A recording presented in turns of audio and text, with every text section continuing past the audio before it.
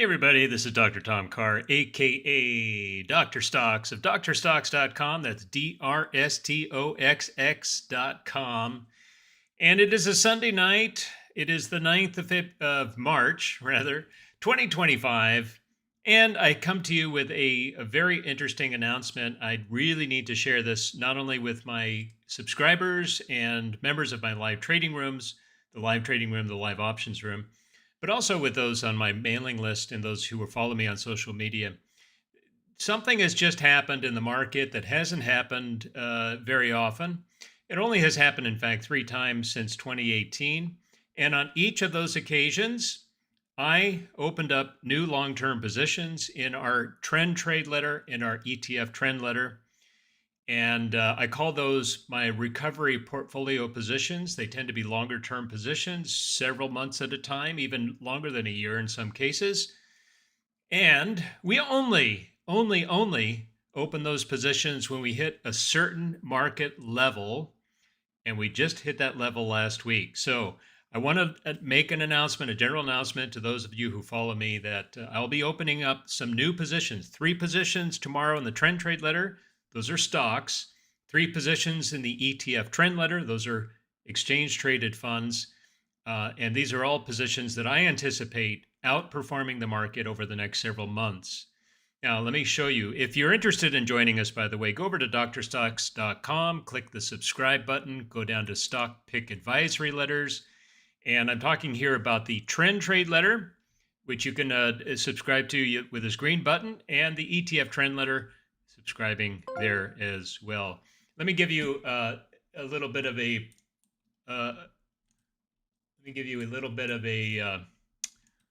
teaser here. Not a teaser, but this is I only added positions in the recovery portfolio on three different occasions: 2018 at the bottom of the 2018 market, at the bottom of the COVID crash, and at the bottom of the 2022 bear market. We are very selective with these positions, both stocks and ETFs. In the in the trend trade letter, we have closed 44 positions, and we only took four losses. 1, 2, 3, 4. 44 positions closed, four losses of those, and we're about to open three more tomorrow. Over in the ETF trend letter, we have closed 33 positions, and we only took one loss. Of those 33 positions, and we're opening three new ones tomorrow. So I want to show you why, if I can pull up another chart here. I want to show you why I'm doing this, right? So if we go to the SPY, the Spider ETF for the S&P 500, you can see that down here at the market had a certain level of price off all-time highs, plus market breadth, market internals, and sentiment hit readings that trigger, in my mind, at least in my theory, my approach to the market, they all triggered buy signals. And this happened at the bottom of 2018. Some of you were trading with me, in fact, in the live trading room on December 24th. Very short day, right, of trading. That was the bottom of the 2018 bear market. We bought on the 24th, the 26th, and thereafter.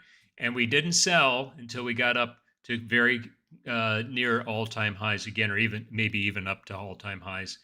The same thing happened after the COVID crash. That was such an obvious bottom, right? Such an obvious fabricated crash in the market.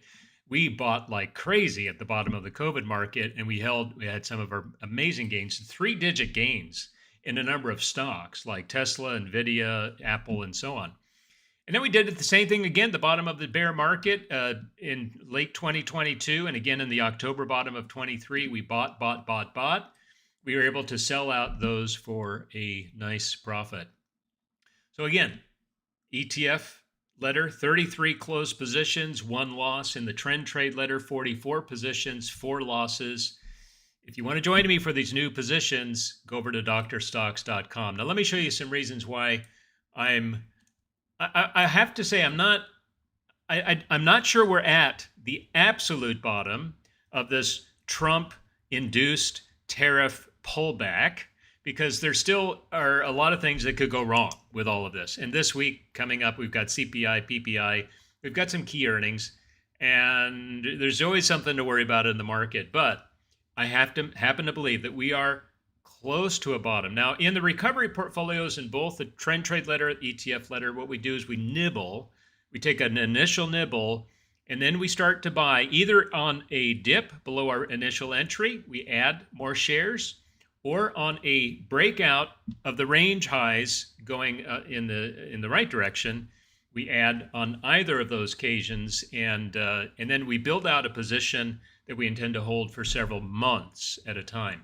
If that's of interest to you, again, drstoxx.com. Join me either in the trend trade letter for stocks, the ETF trend letter for exchange traded funds. So here's why I think we're going to be okay with this market pullback. I know it can be looking kind of scary, but consider these facts.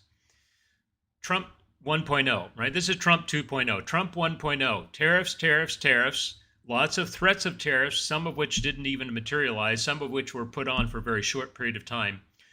The market here, which was in green back in 2016, 2017, fell quite sharply on the China trade war, mostly, hit a bottom, and then rallied from there on higher.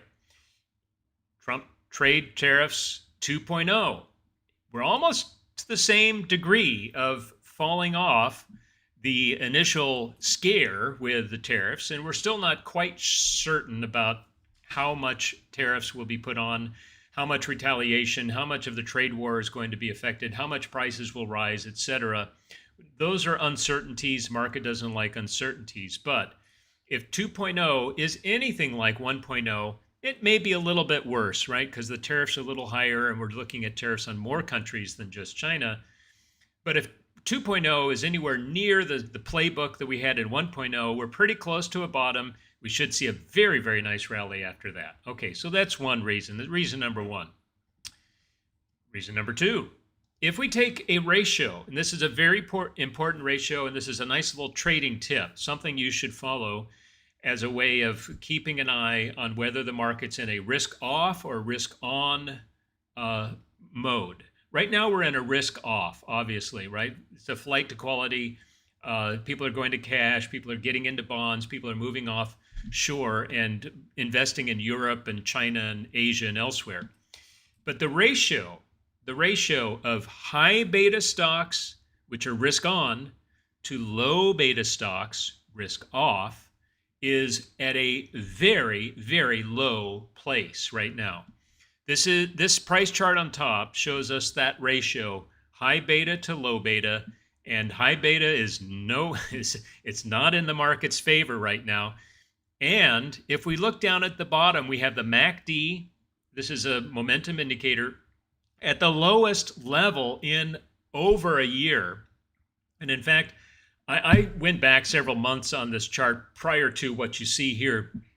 Couldn't find a MACD that was anywhere near this low. That is an absolute minimum, absolute maximal bearishness on high beta stocks. And that, my friends, is a bullish signal. And every time we got the RSI, which doesn't fall down to 30 very often, but every time it does, that has been a time to buy stocks, right? It's time to get back into riskier assets. Get out of your gold, get out of your bonds, get out of cash, get back into stocks, especially into the growth names, the higher beta names. That you can see the low back at August. The early August low was triggered by an RSI of high beta, low beta ratio down there at the lows. The April low hit a low RSI. The major low back in October 23, triggered an RSI buy signal. Back in August 23, there was a little minor low. It didn't last very long in terms of the relief rally, but at least it triggered something. And again, back in May, which was pretty much the end of the 2022 bear market. We're right there again, friends, right down there at 30, and a MACD that we have not seen this low in a long, long time. I don't know how far back you have to go. That's a big buy signal, right? That's a bullish buy signal. Now let's look at another thing. So Funds have been coming out of U.S. stocks for several months now. They've been going abroad, mostly into Europe, some into China, Southeast Asia, some into Latin America, Brazil, Mexico stocks, Canada stocks. Coming out of U.S., going into stocks abroad. This is a ratio of U.S. stocks to everybody else, right? All the other global markets. That ratio has been rising. I should say the global markets to the U.S. stocks. Rising, breaking out of a long-term downtrend because for the long time, U.S. stocks were the only game in town, right? That's no longer true. Rising. But look at this, my friends. Not only is it very stretched to the upside on that ratio of global stocks to U.S. stocks, but also a MACD that I think is at the highest level it's ever been at. Ever. That is maximal fear about U.S. stocks and maximal bullishness and optimism about stocks abroad. Okay, that cannot last.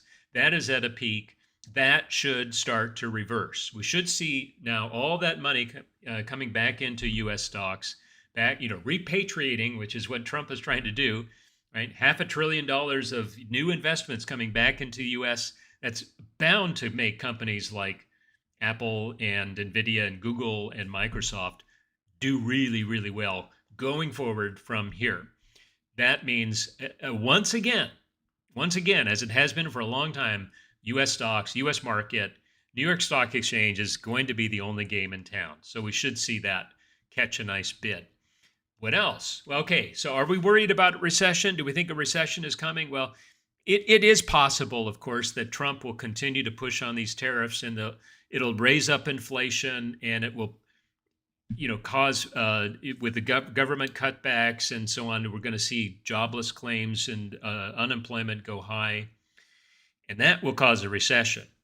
There's nothing like a weak labor market to cause a recession. However, do we see that in the labor market itself? No, we don't.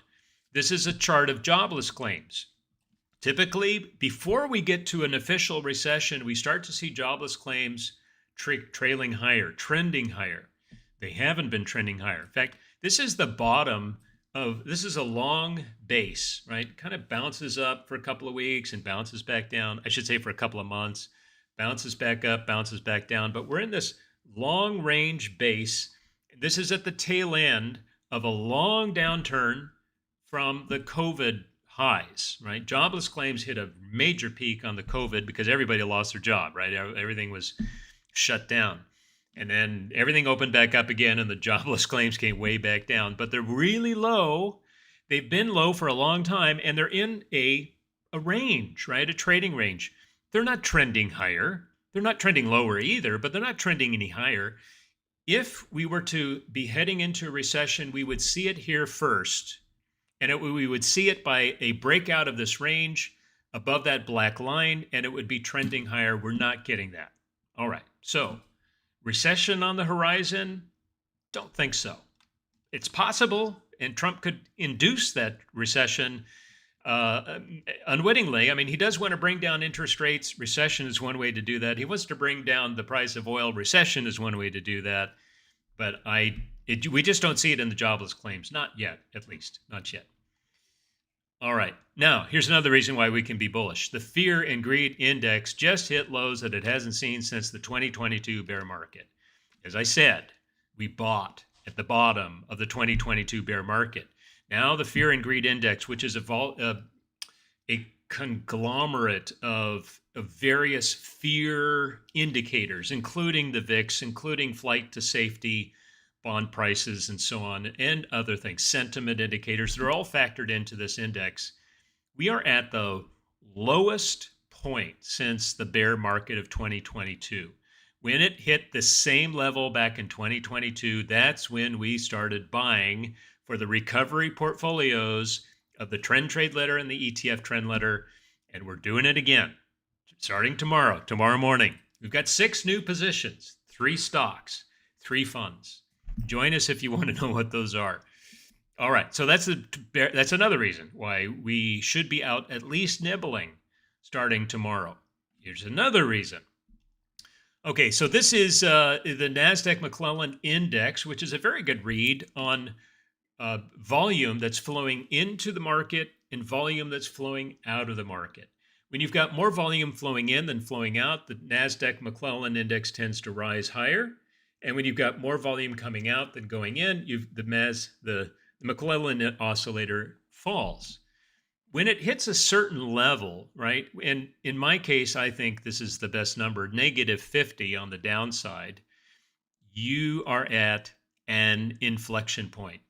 It's supply and demand. When the demand keeps going down, down, down, and the supply of shares keeps going up, sooner or later, it's got to hit an equilibrium. Why? Because when the market gets scary and the economics get uncertain and people start getting a little worried about stocks, they pull their money out, pull their money out, pull their money out. And pretty soon you hit a place where everybody's that wanted to get to cash is in cash. Everybody that wanted to get short is short. Everybody that wanted to lighten their stock portfolio has done that, but they've moved to bonds, whatever. And now they're done, right? They're done. There's nobody left to sell. There's nobody left to go to cash. There's nobody who's not already short. And the market can only go in one direction at that point. Because if nobody's selling, what are they doing? They're only buying, right? So supply and demand starts to re-equilibrium, and that's where we are at. You can see we hit -50 at the early part of last week. It was a big slash down, took out a whole bunch of lows, and it's now starting to rise off that level. That means money's starting to come back in. Every time we got to -50, these were a very, very good time to buy. Right? Not always long term, but at least short term. Short term, good times to buy. Back at the August lows, back in the April lows, there was a nice little rally in the latter part of December, not latter part of December necessarily, but early January, we did have a nice little rally. Okay, so we're there again. And also look at this MACD down, down, down, down at lows, at which every time it got there, this one is a little bit squirrely, I have to admit. But we're at a low now. We were at a low back in August, and we were at a low back in April, and all three of those times were very, very nice times to buy. All right, this is maybe the last one here. The Bullish Percent Index, which is an interesting index. So you have 100 stocks in the NASDAQ 100, right? Some of those stocks are going to be on what's called a Bullish Percent Index buy signal, which means the column of the chart, if you know the point and figure chart, right? The X's and O's, columns of X's and O's. Dorsey Wright is the guy who invented it. If you're on a column of X's, you're in a bullish percent buy signal because the prices are rising. And if you're in a column of O's on the far right edge of the chart, you're in a sell signal. That means the price is falling. So in any given day, of the 100 stocks in the NASDAQ, some of them are going to be on buy signals, some are on sell signals. There's nothing in between. It's a binary kind of index. So as the numbers of sell signals start to increase and the number of buy signals start to decrease, you're going to see the bullish percent index here fall. When it gets down below 44, 42, 43 in that area, you're at a pretty good place to buy. Where are we at now? We're at 38. We are at 38. 38 stocks are on buy signals. 662 stocks are on sell signals. That is a very low signal, extreme bearishness, extreme selling. If everybody has sold, there's nobody left to sell. The market can only go in one direction. So we have this confirmed, by the way, with MACD. Very low MACD in August, very low MACD back in April. And they were there again. You were there again. All right, last thing I'll mention here is the AAII.com index. They always take a survey every week of how many people are bearish on the market, how many people are bullish on the market. The AAII, that stands for American Association of Independent Investors. That's you and me, people. That's retail investors. We're not professionals. We're just doing this for our own accounts. I'm a full-time trader, but I'm not a professional trader. So I don't count as I count as a retail investor rather than someone who's doing this for a firm, right? I don't have a Series 7 license. I'm not giving anybody individual account advice. I'm not managing a fund. So that's the subset of investors that AAII surveys every week. When that group, because let's face it, we tend to be the guys who aren't that smart about the market, right? We're not smart money, we're dumb money. Smart money are the guys who have to do this for a living and have to be paid, by a big firm, and they're managing other people's money. When those guys get bearish, it's time to pay attention. But when guys like you and me get really, really bearish, that's not bearish. That's actually bullish. We just hit that level. We went up above 57% or so. We were up around 60% a few days ago. It's come down a little bit. But anytime we're up and over that green line right there, it is a buy signal. Why? Because that is an extreme sentiment print. This is in the top 1% of all readings on this index, right? So only 1% of the time you'll find a reading this high.